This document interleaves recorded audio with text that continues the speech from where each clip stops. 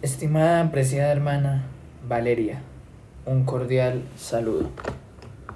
Puesto que el día de hoy me compete hablar de un tema sobremanera álgido que yo, tu hermano, ha defendido ante muchas personas, ha entrado en debates y hasta en reyertas con muchas personas y que cree firmemente en la mayoría de los conceptos que aquí enuncia el hermano que al presente voy a continuar. Es preciso que tengas esto en cuenta. Si alguien te pregunta quién es tu hermano, tú responde que tu hermano es Porfirio Barba Jacob, el poeta maldito. Tú responde que tu hermano es Sócrates, el que no cree en los dioses de la república, el que hace buenas las más malas causas y el que corrompe a la juventud. Si te preguntan quién es tu hermano, diles que es Catilina, un sedicionista sin parangón. Si te preguntan quién es tu hermano, di que es Protágoras, alguien que se creía saber todo y la crítica que le hace Sócrates es que no sabía nada. De tal manera, Valeria, que si te preguntan ahora, ¿qué hace tu hermano? Ahora sí responde, que es Sócrates, porque enseña el camino de la virtud y de la verdad, no porque en sí mismo sea la verdad, sino que de lo poco que ha aprendido la verdad, trata durante toda su existencia de hacer hombres idóneos para la verdad. Porque el ejercicio de la lectura y la intelectualidad, si bien es solitario, porque Borges no se equivocó al decir que la vida del escritor es una vida solitaria, y eso lo puedo atestiguar, pero ahí se está haciendo un trabajo social. Un trabajo que dentro del contexto providencial va a ser útil, va a ser necesario y menester para la patria. Así que aquí estoy sirviendo a la República, pero más que todo estoy sirviendo y enseñando, no solo a todos los ciudadanos de Colombia y del mundo, sino a ti, por ser tú la persona con quien yo tengo más responsabilidad de enseñar la sana y correcta doctrina en este momento, de mi existencia y de la tuya. Vamos a leer un tema álgido, por eso era necesaria y perentoria esta introducción. Institución de la religión cristiana del hermano Juan Calvino, capítulo 15. ¿Cómo era el hombre al ser creado? Las facultades del alma, la imagen de Dios, el libre albedrío y la primera integridad de la naturaleza. Punto número 1. El hombre antes de la caída. Es preciso ahora hablar de la creación del hombre, no solo por ser la más noble y más excelente de las obras de Dios, en quien más evidente muestra dio de su justicia, sabiduría y bondad, sino porque, como al principio dijimos, no podemos conocer clara y sólidamente a Dios sin que a la vez nos conozcamos a nosotros mismos. Y aunque este conocimiento de nosotros sea doble, a saber, cómo éramos al principio de ser creados y cuál es el estado en que hemos venido a parar después de haber caído Adán, pues de nada nos serviría saber cómo fuimos si no conociéramos también la corrupción y deformidad de nuestra naturaleza en el miserable estado de ruina en que hemos caído. Sin embargo, de momento nos contentaremos con ver cuál fue el estado de integridad en que fuimos originalmente creados. Pues en verdad, nos conviene, antes de tratar de la desventurada condición en que el hombre se halla al presente, saber cómo ha sido al principio de su creación, pues hemos de estar muy sobre aviso, no sea que al demostrar crudamente los vicios naturales del hombre, parezca que le imputemos al autor de la naturaleza humana. Pues los impíos ellos piensan que pueden defenderse con el pretexto de que todo el mal que hay en la naturaleza le viene en cierta manera de Dios, y si se les reprocha por ello, no dudan en disputar con el mismo Dios y echar la culpa de la que justamente son acusados sobre él. y aun los que parecen hablar con más reverencia de Dios, sin embargo, no dejan de excusar sus pecados alegando su viciosa y corrompida naturaleza, y no ven que obrando así culpan a Dios de infamia, aunque no de una manera abierta y evidente, porque si hubiese algún vicio en la naturaleza primera, debería imputarse a Dios. Por lo tanto, como quiera que nuestra carne con tanto anhelo anda buscando todos los caminos posibles para echar de sí la culpa de sus vicios e imputarla a otro, es menester diligentemente salir al encuentro de semejante malicia. Y por eso se ha de tratar de la miseria del linaje humano, de tal suerte que se suprima toda ocasión de tergiversar y andar con rodeos, y que la justicia de Dios quede a salvo de toda acusación y reproche. Después, en su lugar, veremos cuán lejos están los hombres de aquella perfección en que Adán fue creado. Y en primer lugar advirtamos que al ser hecho el hombre de la tierra y del lodo, se le ha quitado todo motivo de soberbia, porque nada más fuera de la razón que el que se gloríen de su propia dignidad quienes no solamente habitan en cosas hechas de lodo, sino que incluso ellos mismos son en parte tierra y lodo. En cambio, el que Dios haya tenido a bien no solamente infundir un alma en un vaso de tierra, sino además también hacerlo morada de un espíritu inmortal, aquí sí que con justo título podría gloriarse Adán de la generosidad de su creador. Punto número 2. Naturaleza del alma, su inmortalidad. Que el hombre esté compuesto de dos partes, el alma y el cuerpo, nadie lo puede dudar. Con el nombre de alma, yo entiendo una esencia inmortal, aunque creada, que es la parte más noble del hombre. Algunas veces en la escritura es llamada espíritu. Cuando estos dos nombres ocurren juntos, difieren entre sí de significación, pero cuando el nombre espíritu está solo, quiere decir lo mismo que alma. Como cuando Salomón, hablando de la muerte, dice que entonces el espíritu vuelve a Dios que lo ha dado, y Jesucristo, encomendando su espíritu al Padre, y Esteban a Jesucristo, no entienden sino que cuando el alma quede libre de la prisión del cuerpo, Dios será su guardián perpetuo. En cuanto a los que se imaginan que se llama el alma espíritu porque es un soplo o una fuerza infundida en el cuerpo por la potencia de Dios y que no tiene esencia ninguna, la realidad misma y toda la escritura demuestran que andan completamente descaminados. Es verdad que cuando los hombres ponen su afecto en la tierra más de lo conveniente, se atontan e incluso se ciegan por haberse alejado del Padre de las luces, de suerte que ni piensan en que después de muertos han de volver a vivir. No obstante, aún entonces no está tan sofocada la luz por las tinieblas que no se sientan movidos por un vago sentimiento de la inmortalidad. Ciertamente, la conciencia que diferenciando lo bueno y lo malo responde al juicio de Dios es una señal infalible de que el espíritu es inmortal. Pues, ¿cómo un movimiento sin esencia podría llegar hasta el tribunal de Dios e infundirnos el terror de la condenación que merecemos? Porque el cuerpo no teme el castigo espiritual, solamente el alma lo teme, de donde se sigue que ella tiene ser. Asimismo, el conocimiento que tenemos de Dios manifiesta claramente que las almas, puesto que pasan más allá de este mundo, son inmortales, pues una inspiración que se desvanece no puede llegar a la fuente de la vida. Y en fin, los excelsos dones de que está dotado el entendimiento humano claramente pregonan que hay cierta divinidad esculpida en él y son otros tantos testimonios de su ser inmortal.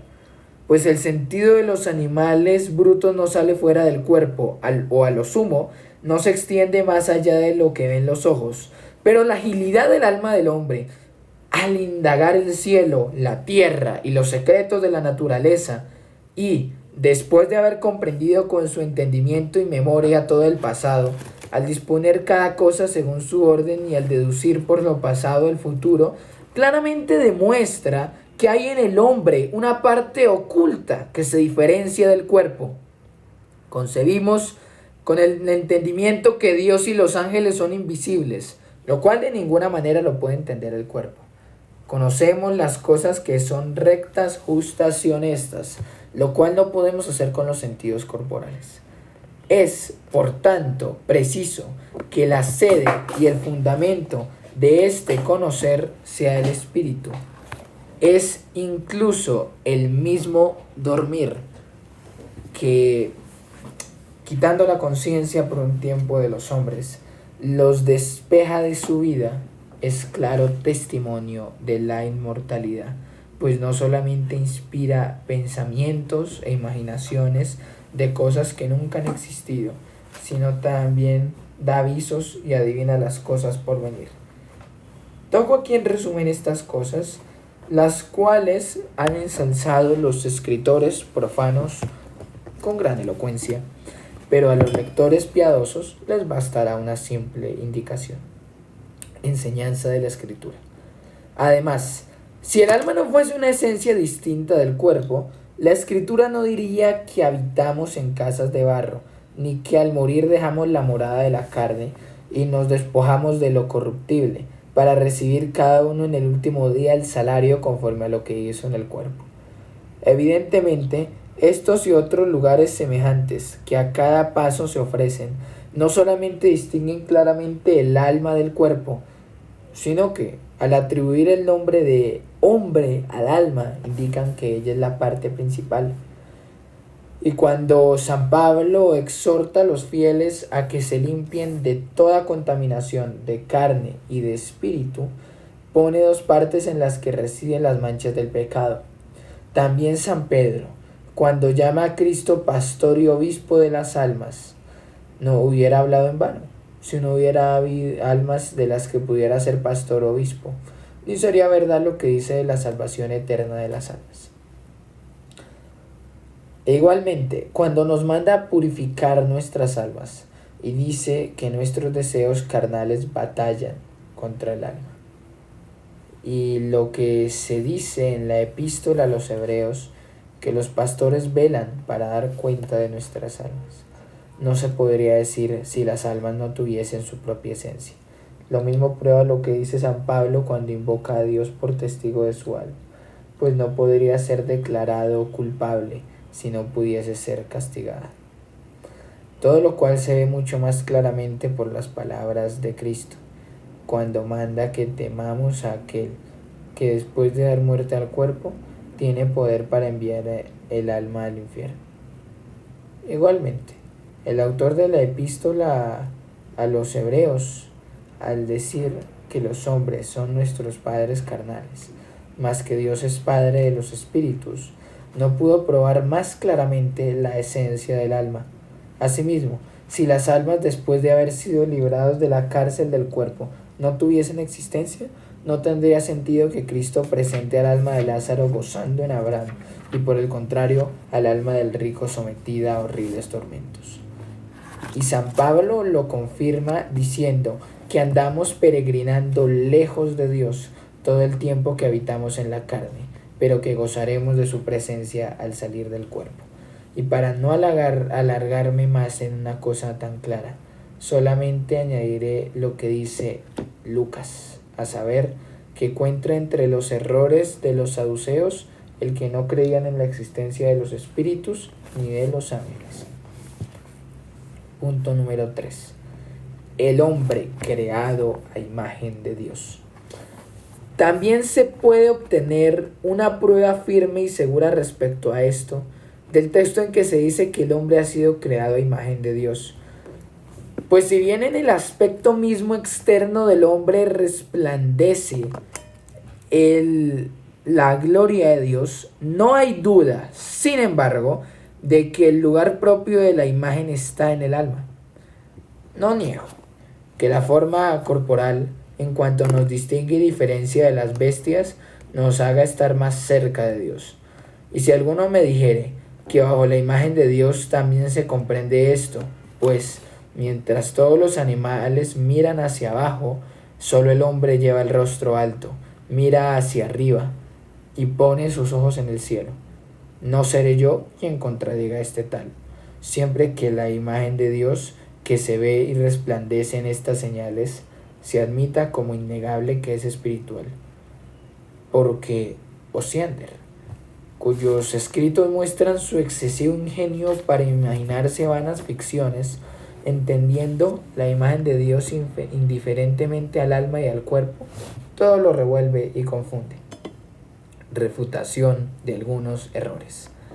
Dice, y con él otros, que el Padre, el Hijo y el Espíritu Santo forman su imagen en el hombre, porque aunque Adán hubiera permanecido en su perfección, Jesucristo no hubiese dejado de hacerse hombre. De esta manera, según los que mantienen esta opinión, el cuerpo destinado para Cristo fue un dechado de la figura corporal que entonces se formó. Pero ¿dónde encontrarán que Jesucristo fuese la imagen del Espíritu Santo? Confieso, en verdad, que en la persona del mediador resplandece toda la gloria de la divinidad. Pero, ¿cómo puede llamarse al Verbo eterno imagen del Espíritu si le procede en orden? Finalmente, se confunde la distinción entre el Hijo y el Espíritu Santo, si el Espíritu Santo llama al Hijo su imagen. Querría también que me dijeran, ¿de qué manera Jesucristo, en la carne de que se revistió, representa al Espíritu Santo? ¿Y cuáles son las notas de esta representación? Y como las palabras, hagamos al hombre a nuestra imagen, conforme a nuestra semejanza, se pueden aplicar también al Hijo, se sigue que él mismo sería a su vez su propia imagen, lo cual carece absolutamente de sentido. Además, si se admite el error de Osiander, Adán no fue formado sino conforme al dechado y patrón de Cristo en cuanto hombre, y de esta manera, la idea según la cual Adán fue formado sería Jesucristo en la humanidad que había de tomar. Pero la Escritura enseña que es muy distinto el significado de las palabras. Adán fue creado a imagen de Dios. Más aspecto de verdad tienen la sutileza de los que explican que Adán fue creado a imagen de Dios porque fue conforme a Jesucristo, que es su imagen. Pero tampoco esta exposición tiene solidez. Imagen y semejanza. También existe una gran disputa en cuanto a los términos imagen y semejanza, porque los expositores buscan alguna diferencia entre ambas palabras cuando no hay ninguna, sino que el nombre de semejanza es añadido como explicación del término imagen. Ante todo, sabemos que los hebreos tienen por costumbre repetir una misma cosa usando diversas palabras, y por lo que respecta a la realidad misma, no hay duda de que el hombre es llamado imagen de Dios por ser semejante a él. Así que claramente se ve que hacen el ridículo los que andan filosofando muy sutilmente acerca de estos dos nombres, sea que atribuyen el nombre de imagen a la substancia del alma y el de semejanza a las cualidades, sea que lo expliquen de otras maneras. Porque cuando Dios determinó crear al hombre a imagen suya, como esta palabra era algo oscura, la explicó luego por el término de semejanza, como si dijera que hacía al hombre, en el cual se representaría a sí mismo, como en una imagen por las notas de semejanza que imprimiría en él. Por esto Moisés, repitiendo lo mismo, un poco más abajo, pone 2 veces el término imagen, sin mencionar el de semejanza. Otra objeción de Osiander. Y carece de fundamento lo que objeta Osiander, que no se llama imagen de Dios a una parte del hombre, ni al alma con sus cualidades, sino a todo Adán, al cual se le puso el nombre de la tierra con que fue formado. Toda persona sensata se reirá de esto, porque cuando el hombre es llamado mortal, no por eso el alma está sujeta a la muerte, ni cuando se dice que el animal racional, pertenece por ello a la razón al cuerpo. Por tanto, aunque el alma no sea todo del hombre, no hay duda de que se le llama imagen de Dios respecto al alma. No obstante, mantengo el principio que hace poco expuse, que la imagen de Dios se extiende a toda la dignidad por la cual el hombre supera a las demás especies de animales. Y así con este nombre se indica la integridad de que Adán estuvo adornado cuando gozaba de rectitud de espíritu, cuando sus aspectos y todos sus sentidos estaban regulados por la razón, y cuando representaba de veras con sus gracias y dote las excelencias de su Creador.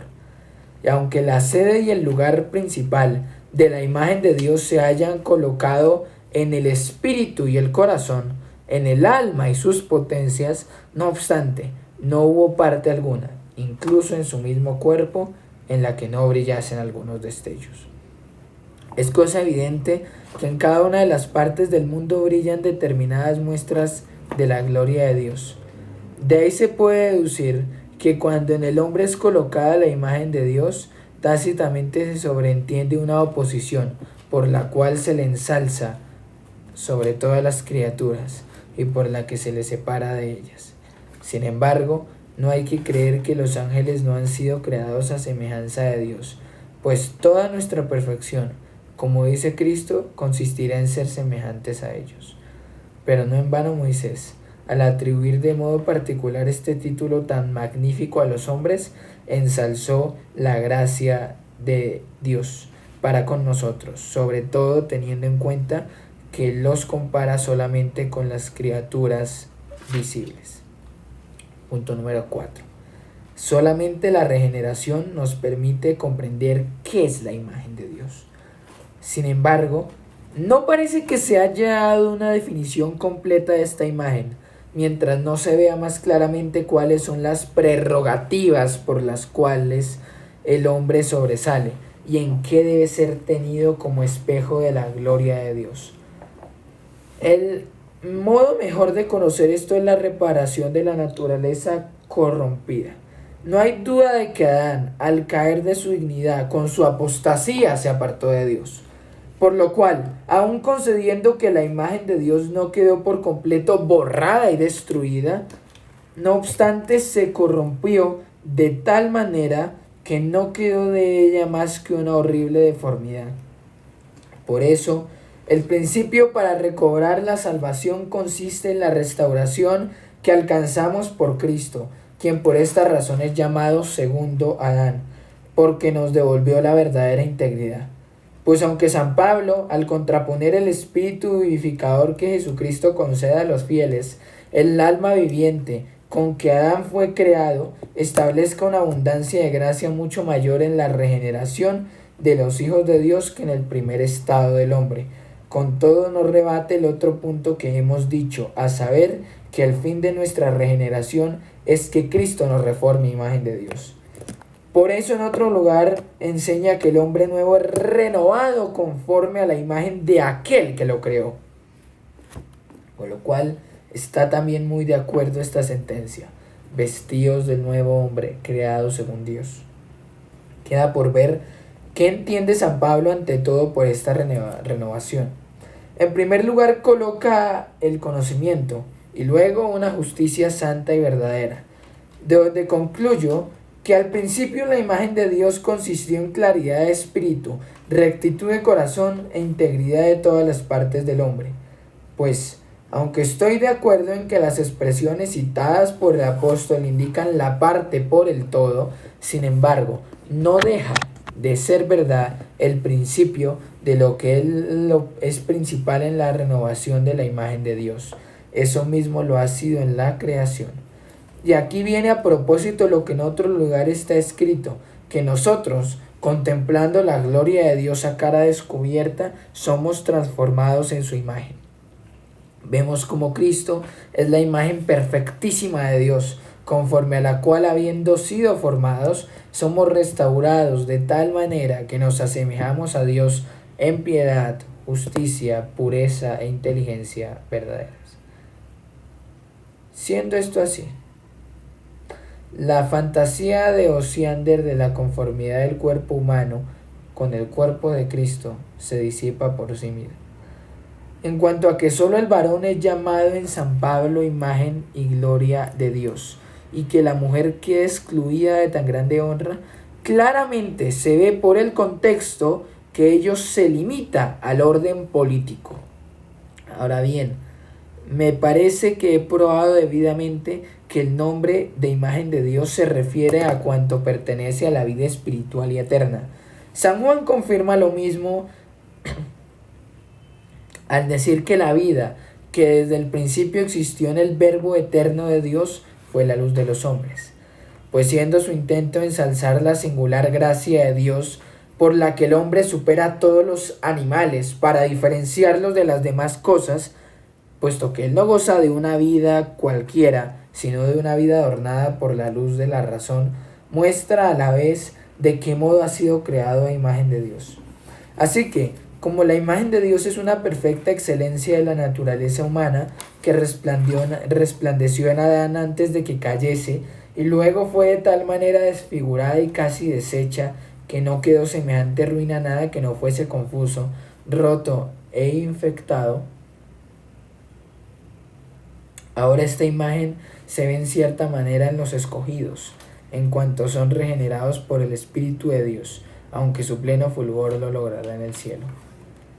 Mas a fin de que sepamos cuáles son sus partes, es necesario tratar de las potencias del alma, porque la consideración de San Agustín de que el alma es un reflejo de la Trinidad, porque en ella residen el entendimiento, la voluntad y la memoria, no ofrece gran consistencia.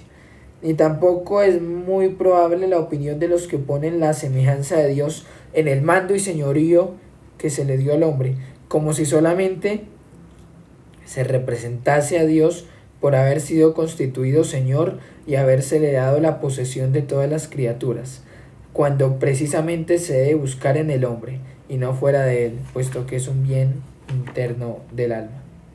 Punto número 5. Refutación de los errores maniqueos sobre el origen del alma. Pero antes de pasar adelante, es preciso refutar el error de los maniqueos, que Servet se ha esforzado por resucitar en nuestro tiempo. Pensaron algunos, por lo que dice en el libro del Génesis, de que Dios sopló aliento de vida, que el alma es una derivación de la sustancia de Dios, como si en una parte de la inmensidad de Dios fluyera al hombre. Mas es muy fácil probar con pocas palabras cuán crasos errores y absurdos lleva consigo este error diabólico. Porque si el alma del hombre existe por la derivación de la esencia de Dios, se sigue que la naturaleza de Dios no solamente está sujeta a cambios y a pasiones, sino también a ignorancia, a malos deseos, flaqueza y toda clase de vicios. Nada hay más inconstante que el hombre. Siempre hay en él movimientos contrarios que acosan y en gran manera zarandean el alma. Muchas veces por su ignorancia anda a tientas, vencido por las más pequeñas tentaciones, cae enseguida. En suma, sabemos que el alma misma es como una laguna donde se vierte toda suciedad. Ahora bien, si admitimos que el alma es una parte de la esencia de Dios o una secreta derivación de la divinidad, es necesario atribuir a Dios todo esto. ¿Quién no sentirá horror al oír cosa tan monstruosa? Es muy cierto lo que San Pablo cita de un gentil por nombre Arato, que somos linaje de Dios. Pero hay que entenderlo de la cualidad, no de la sustancia, en cuanto que nos adornó con facultades y virtudes divinas. Pero es un enorme error querer por eso desmenuzar la esencia de Dios para atribuir a cada uno su parte. Hay pues que tener como cierto que las almas, aunque tengan en sí grabada la imagen de Dios, son creadas, como también lo son los ángeles. Y creación no es transfusión, como quien trasiega algún licor de un vaso a otro, sino dar ser a lo que antes no existía. Y aunque Dios del Espíritu y después, apartándolo de la carne, lo atraiga así, no por esto se debe decir que se toma de la sustancia de Dios, como lo hace una rama del árbol. Respecto a lo cual también Osiander, por ensoberbecerse con vanas especulaciones, ha caído en un gran error, y es que no admite sin una justicia esencial la imagen de Dios en el hombre, como si Dios, con la infinita potencia de su espíritu, no pudiera hacernos semejantes a Él sin que Cristo infunda su sustancia en nosotros, y sin que su sustancia divina se introduzca en nuestra alma. Sea, pues, cual fuere el color con que algunos pretenden dorar estas ilusiones, jamás lograrán ofuscar a la gente desapasionada, de tal manera que no vean que esto se observa como la herejía de Maniqueo. Ciertamente, cuando San Pablo trata de la restauración de la imagen, es fácil deducir de sus palabras que el hombre no ha sido semejante a Dios en la infusión de la sustancia, sino en la gracia y virtud del Espíritu Santo, pues dice que mirando la gloria de Dios somos transformados en la misma imagen como por el Espíritu del Señor, el cual de tal manera obra en nosotros que no nos hace consustanciales con Dios, ni participantes de la naturaleza divina. Punto número 6. Definición del alma. Locura sería querer tomar de los filósofos la definición del alma, de la cual casi ninguno, excepto Platón, ha llegado a afirmar que sea inmortal. Los demás discípulos de Sócrates se acercaron algo a la verdad, pero ninguno de ellos se atrevió a hablar claramente para no afirmar aquello de lo que no estaban convencidos. La opinión de Platón fue mejor, porque consideró la imagen de Dios en el alma. Los otros filósofos de tal manera ligan las potencias y facultades del alma a la vida presente que no le atribuyen nada cuando está fuera del cuerpo. Ya hemos probado por la escritura que el alma es una sustancia incorpórea. Ahora es necesario añadir que aunque ella, propiamente hablando, no pueda ser retenida en un lugar, no obstante, estando colocada en el cuerpo, habita en él como en un domicilio y morada, no solamente para animar y dar vida a todas las partes del cuerpo, y para hacer a sus instrumentos aptos y útiles para lo que han de hacer, sino también para tener el primado en regir y gobernar la vida del hombre, y esto no solamente en cuanto a las cosas que conciernen a la vida temporal, sino también para despertarlo y guiarlo a temer y servir a Dios. Y aunque esto último no se ve claramente en la corrupción de nuestra naturaleza, no obstante aún quedan algunos restos impresos entre los mismos vicios. Porque ¿de dónde procede que los hombres se preocupen tanto de su reputación, sino por una especie de vergüenza y esmero que hay en ellos? ¿Y de dónde eso, sino del respeto que se debe tener a lo honesto? Ahora bien, el principio y la causa de esto es comprender que han nacido para vivir justamente, en lo cual se oculta el germen de la religión. Y así, como es innegable que el hombre fue creado para meditar en la vida celestial y aspirar a ella, también lo es que ha sido impreso en su alma el gusto y conocimiento de ella. Y a la verdad, el hombre estaría privado del fruto principal de su entendimiento si ignorase su felicidad, cuya perfección consiste en estar unido con Dios. Y por ello, lo principal que hace el alma es tender a este fin, y por esta razón, cuanto más cada uno procura acercarse a él, tanto más demuestra que está dotada de razón. Solo hay un alma en el hombre. En cuanto a los que dicen que hay varias almas en el hombre, como la sensitiva y la racional, aunque parece verosímil y probable lo que dicen, como quiera que sus razones no son suficientes ni sólidas, no admitiremos su opinión, para no andar preocupados con cosas frívolas y vanas.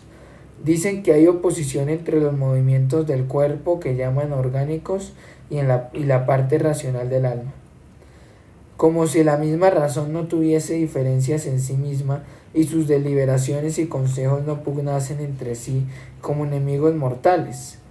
Mas como semejantes perturbaciones provienen de la depravación de la naturaleza, mal se concluye de aquí que hay dos almas, porque las potencias no estén de acuerdo entre sí en la proporción y medida que sería de desear. Las potencias del alma, vistas por los filósofos. En cuanto a las potencias del alma, dejo a los filósofos que disputen sobre ello más en detalle.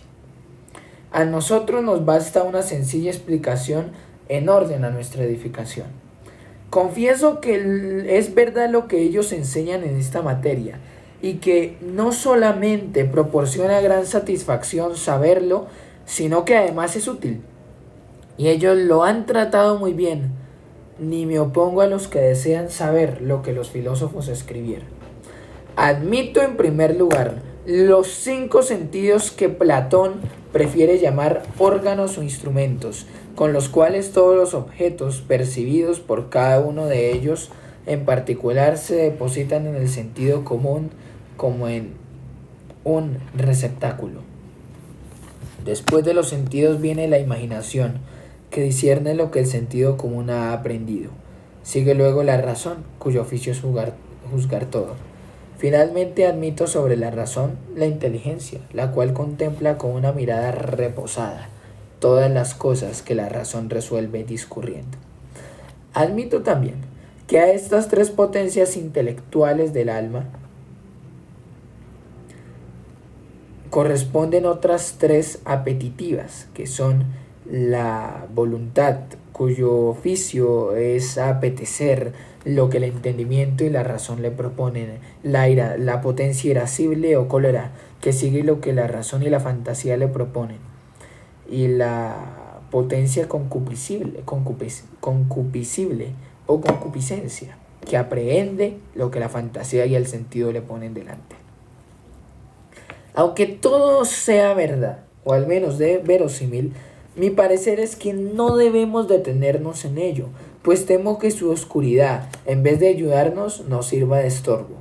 Si alguno prefiere distinguir las potencias de otra manera, una apetitiva, que aunque no sea capaz de razonar obedezca a la razón si hay quien la dirija, y la otra intelectiva, capaz per se o por sí misma de razonar, no me opondré mayormente a ello.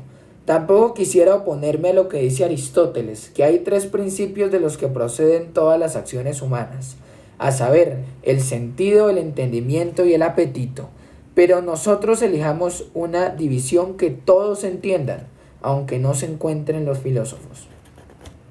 Ellos, cuando hablan sencillamente y sin tecnicismos, dividen el alma en 2 partes, apetito y entendimiento, y subdividen a ambas en otras 2.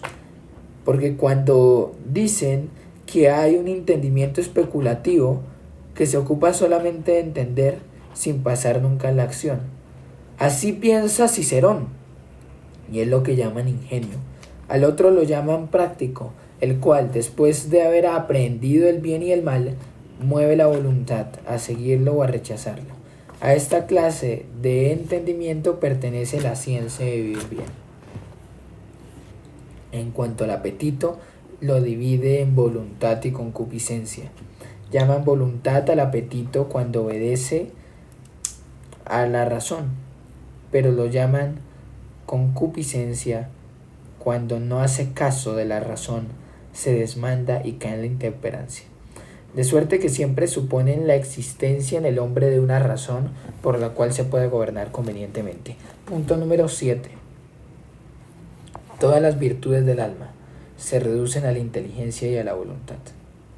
Sin embargo, nosotros nos vemos forzados a apartarnos hasta cierto punto de esta manera de enseñar, pues los filósofos no conocieron la corrupción de la naturaleza, que procede del castigo de la caída de Adán, y confunden inconsideradamente los 2 estados del hombre, que son muy diversos el uno del otro. La división que usaremos será considerar 2 partes en el alma, entendimiento y voluntad. Tal división se adapta muy bien a nuestro propósito.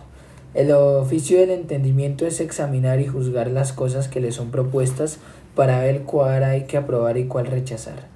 El cometido de la voluntad es elegir y seguir lo que el entendimiento ha juzgado que es bueno, y rechazar lo que él ha condenado y huir de ello.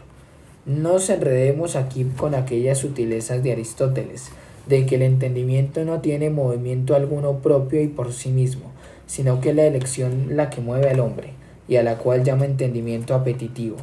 Bástenos pues saber para no enredarnos con cuestiones superfluas, que el entendimiento es como un capitán o gobernador del alma, que la voluntad siempre tiene los ojos puestos en él y no desea nada hasta que él lo determine.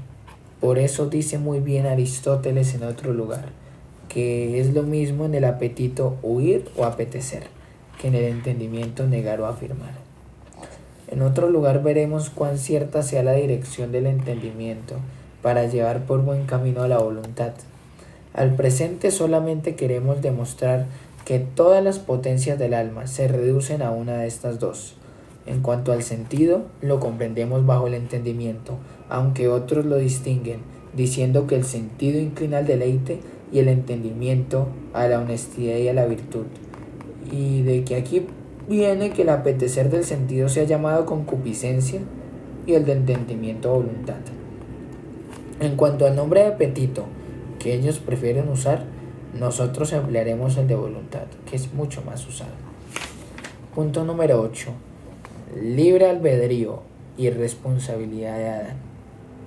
Así pues, Dios adornó el alma del hombre con el entendimiento para que distinguiese entre lo bueno y lo malo, lo justo y lo injusto, iluminado con la luz de la razón, viese lo que debía seguir o evitar.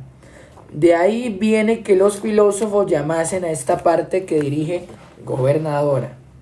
Al entendimiento unió la voluntad, cuyo oficio es elegir. Estas son las excelentes dotes con que el hombre en su primera condición y estado estuvo adornado.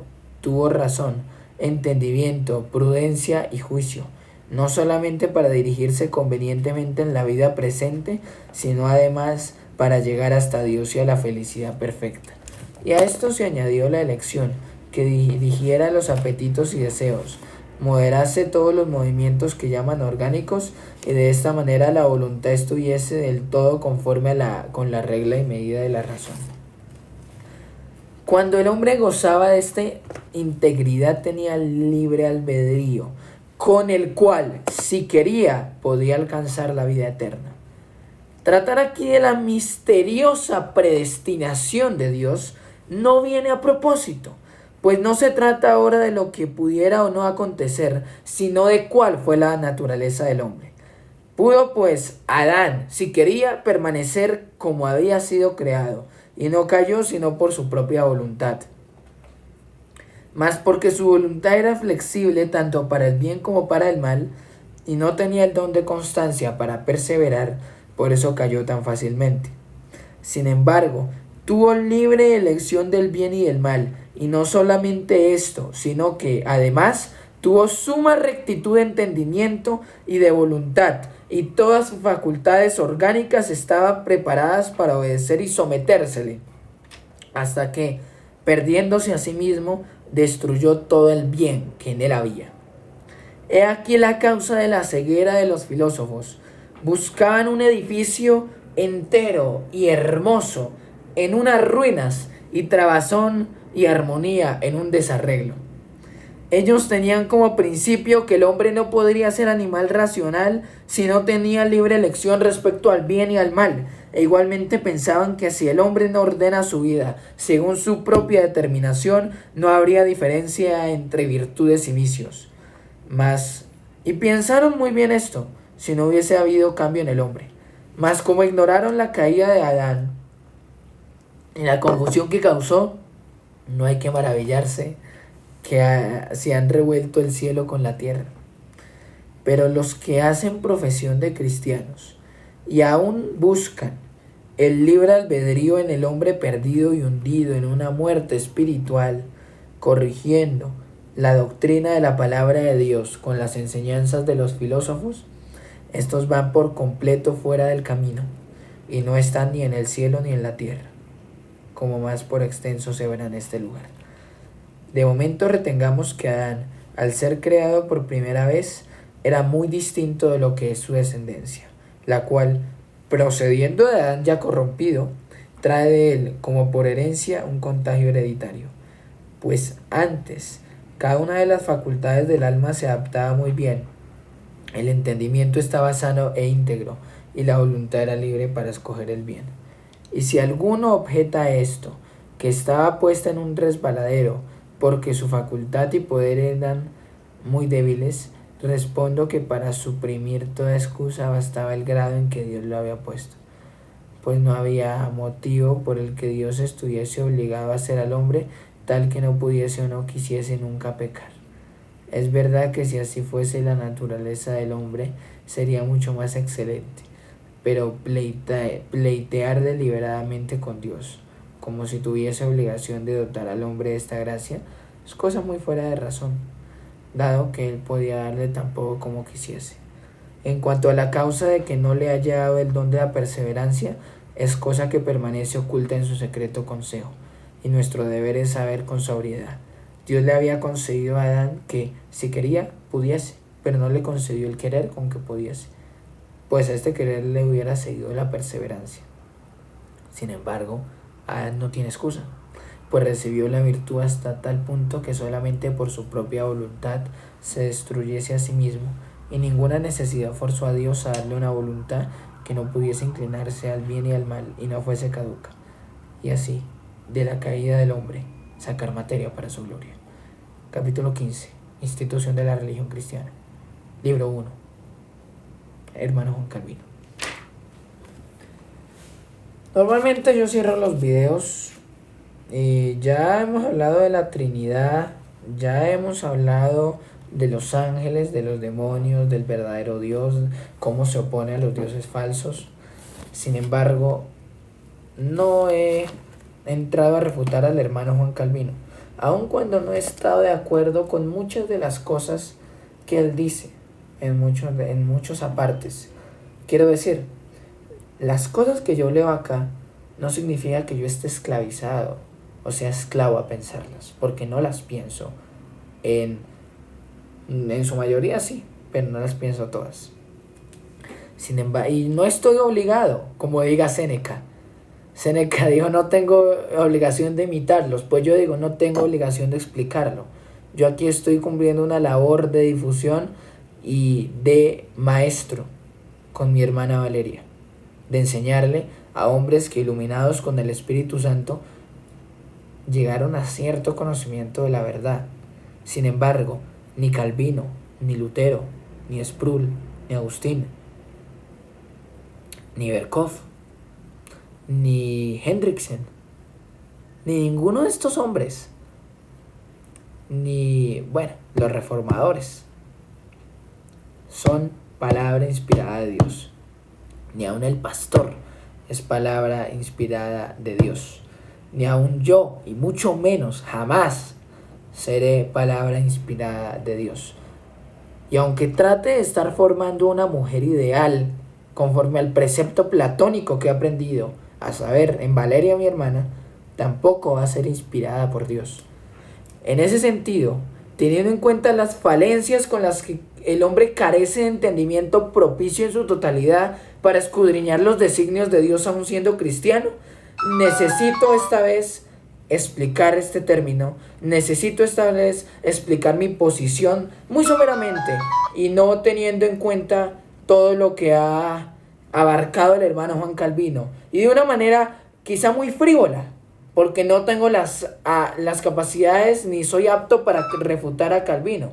Sin embargo, lo voy a hacer convencido en que esto no va a ser simplemente para mi propio pensamiento, mi propia existencia, sino que va a ser para gente más allá, y aún más así para nuevas generaciones de ciudadanos. Y la representante de mis enseñanzas, de mi doctrina, de mi pensamiento y de mi trabajo, en este momento, más que todas las personas sobre la faz de la tierra, aún mi familia, aún los que me conocen, aún mi propia iglesia, es Valeria, mi hermana. Porque sé el mundo en el que va a estar y sé que las cosas que yo no he podido hacer o en las que he caído, espero que ella no las haga. Y le voy a enseñar de una manera intelectual a no hacerlas. Y a espiritual también, aunque no cuento con ella.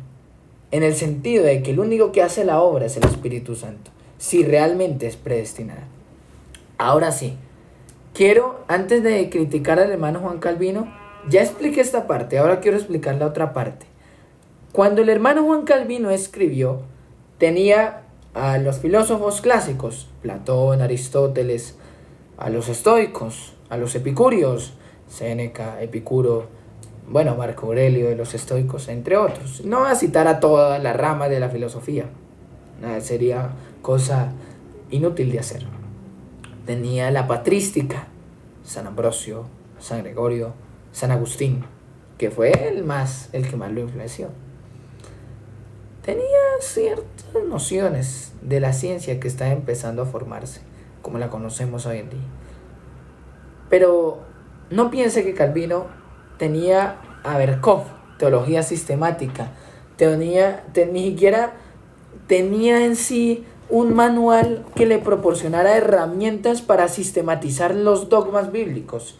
Calvino, con la iluminación del Espíritu, fue el que empezó a sistematizar las doctrinas que hoy conocemos. Si usted se da cuenta, Calvino acá acaba de explicar lo que en teología hoy en día tiene el nombre de depravación total, de pecado original, de soteriología. Esos términos no se usaban en su tiempo y es normal, y eso fue lo que Calvino tampoco pudo aceptar. Porque si usted lee a Calvino, usted se puede encontrar que Calvino criticaba a los padres de la iglesia. Pues los padres no tenían a nadie más, ni a Calvino. Asimismo, yo no puedo ser injusto con Calvino al criticarlo cuando yo tuve más formación que Calvino. No en el sentido intelectual, sino que tengo más áreas que abarcar. Calvino tuvo más información que Agustín de Hipona. Agustín de Hipona tuvo más información que Platón. Platón tuvo más información que Heráclito. Heráclito tuvo más información que muchos de los matemáticos que se hicieron llamar filósofos. Entonces yo no quiero aquí establecer una crítica férrea y radical contra Juan Calvino. Yo soy de convicciones por la obra que él mismo dejó de que él era creyente, no impío. Entonces, eso es lo que yo quiero aclarar al hacer esta crítica, al refutar al hermano Calvino. Primero, que es en honor a Valeria y que no estoy obligado a hacerlo, ni no lo he hecho con los textos anteriores. Segundo, que Calvino no tuvo las herramientas que hoy tenemos nosotros. Y tercero, que Calvino y otros y ninguno son los emisarios de la palabra inspirada. Ni siquiera los apóstoles. Los apóstoles fue cuando escribieron inspirados, que eso es distinto, pero en su ser no eran inspirados. Tanto así que pecaban, y el apóstol Pablo da un ejemplo de eso en Gálatas 2, cuando rechaza la conducta de otro apóstol, el apóstol Pedro. Ahora sí, entremos en materia. Si usted se da cuenta, Calvino está hablando, casi que está ensalzando desmedidamente el alma. Yo soy de convicciones fervorosas acerca de la depravación total, claro que lo soy. Yo creo que el hombre perdió su estado espiritual. Es más, Agustín lo explica de otra forma, y eso lo dice en este libro también. Es más, las cosas que yo digo no son mías, ni las cosas que usted dice tampoco son suyas muchas veces. Sí, yo estoy casi que citando, no al pie de la letra, pero sí a Calvino, a Berkhof. Entonces, y eso lo puede encontrar usted acá. Incluso Agustín, que fue antes, en el año 400 aproximadamente. Sí, entonces, según Agustín, el hombre perdió los dones sobrenaturales, a saber, la salvación, la vida eterna, y los naturales se corrompieron, a saber, la retórica, la prédica, la enseñanza. Entonces yo creo en eso. Claro que yo creo que el hombre tenía libre albedrío y lo perdió. En el sentido espiritual, no en el sentido providencial. Y aún la providencia está sujeta al mismo Dios, de tal manera de qué libertad estamos hablando. Cuando la gente me defiende el libre albedrío, y también hago esta crítica, también hago este comentario, porque yo quiero dejarle en unos años, aunque me esté escuchando una vez a Valeria, el pensamiento que tanto tiempo ha sostenido Andrés Felipe Correa Vega, su hermano. Sí, la gente que me defiende el libre albedrío, entonces toman ellos en consideración la libre voluntad para hacer el bien y el mal, y ahí es donde Dios toma la salvación y saca una predestinación desde la presciencia, cosa que me parece fuera de la razón. Usted no eligió, bueno, si vamos a desmenuzar los términos, el libre albedrío, usted dice la capacidad de libre voluntad, aunque hay unas definiciones mucho más profundas, pero vamos a entrar con las más simples. La capacidad de libre voluntad. ¿Usted eligió la época donde vivió? ¿Usted eligió sus padres y su contexto? Soberanía terrenal. Y aun cuando usted me responda como quiero que me responda, y sin embargo siga aceptando el libre albedrío, pues me estará diciendo que casi que su salvación no depende de la obra que hizo Cristo, sino en usted. Y si me dice, es que yo acepté la obra de Cristo, ¿quién fue? ¿Qué espíritu? ¿Qué fuerza te llevó a aceptar eso? ¿En serio fue tu libre voluntad? ¿Cómo no sabes tú que antes de aceptarlo estabas muerto en tus delitos y pecados y no podías por tu propia razón alcanzar a Dios hasta que Él se haya revelado por sus escrituras y te haya regenerado? Ya que la regeneración es algo concreto, la santificación en un término es algo progresivo. Entonces yo creo en eso que dice Calvino. ¿Qué cosa no creo de Calvino y me parece peligrosa? Esta es la parte quizá de toda institución que más me causa incertidumbre acerca del hermano Calvino. E insisto, yo, si me preguntan, soy calvinista. Y dígalo, soy calvinista. Claro que sí. En tanto Calvino haya hablado de las escrituras, soy reformado. Tengo aspectos del luteranismo, aunque no soy luterano. Me parece que Calvino habló mejor en muchas cosas, como la cena del Señor y la organización de la iglesia. ¿Sí? Si me pregunta, sí lo soy. No me diga que no lo soy. Y tampoco me diga que sigo a hombres. Porque yo lo soy en tanto que ellos hablan de las escrituras, no en tanto son en ellos mismos. Así espero que si yo hable de las escrituras, me sigan, como diga Pablo, sed imitadores de mí, como yo de Cristo. Al fin y al cabo, el que queda es Cristo, no es uno es servidor. Pero no creo que Calvino esté bien cuando dice que el alma está por encima del cuerpo, o que la imagen se refiere solamente al alma. Es más, este fue un problema tan grave, le voy a dar un ejemplo ni siquiera doctrinal, sino escritural. Este fue un ejemplo tan grave que los hermanos en Corinto, seducidos por la filosofía platónica, como me parece que Calvino estuvo en este capítulo, seducido por la filosofía platónica de preferir el alma sobre el cuerpo, pues entonces hayan terminado dándole ese trato duro al cuerpo.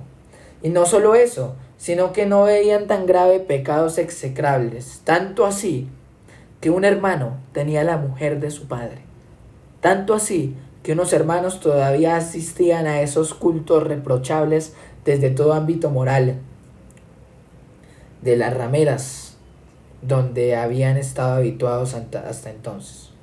Esta doctrina es muy peligrosa. Decir que el alma está por encima del cuerpo es muy peligroso. Quizás se le han asignado ciertas facultades, bueno, confieso que no hay ningún problema en ello. Pero ni el alma es sin el cuerpo, ni el cuerpo sin el alma.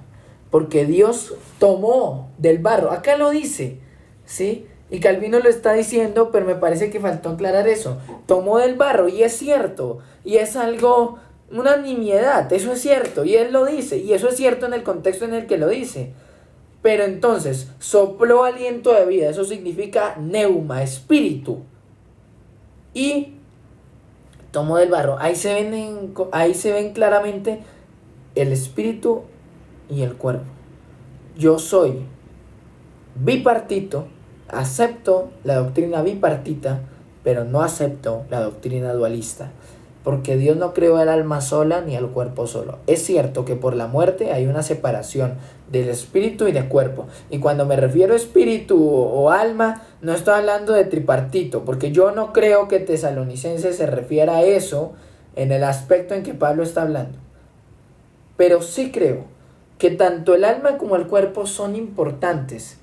Y ahorita que citaba la iglesia de Corinto, seducida, vuelvo a decir, por la filosofía platónica, y cuando lea la filosofía platónica, ayúdeme a encontrar dónde ensalza el alma más que el cuerpo, y se estará sorprendido de tantas veces que esto se ve.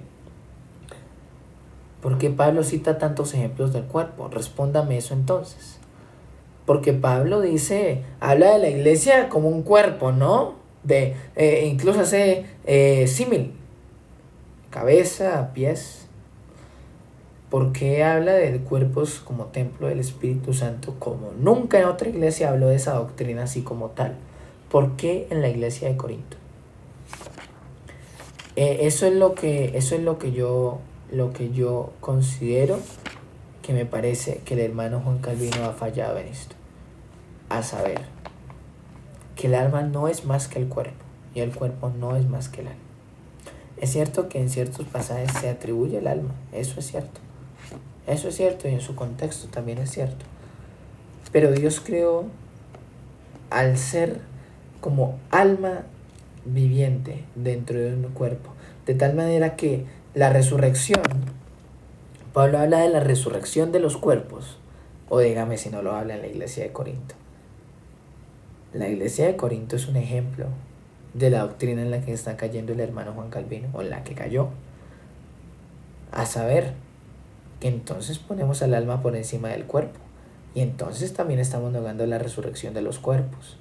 Y ese término que acuña de prisión del cuerpo, eso es platónico. En definitiva, lo que yo quiero hacer acá, más allá de una crítica mordaz, porque créame que si usted me pregunta qué autor de la fe cristiana le recomiendo, Juan Calvino. Se lo recomiendo más que ningún otro. Más que ningún otro. Pero también es preciso. No solo para las personas que me conocen y me escuchan hoy en día de varios contextos, sino también para las que me escucharán en el futuro, para las que están empezando a creer y para las que incluso dentro de este mismo contexto hayan cosas que no quedaron tan claras dentro de su tiempo, como la de Juan Calvino. Mi intención con Valeria, mi hermana, Valeria, la sofista, la mujer ideal, pero también con todo el que me escucha, en segunda medida, es que no se quede con lo que dice tal pastor, tal denominación, tal hermano ya muerto, tal teólogo, ni lo cite en primera instancia. Quédese con la doctrina que la Biblia enseña. Escudriñe las escrituras.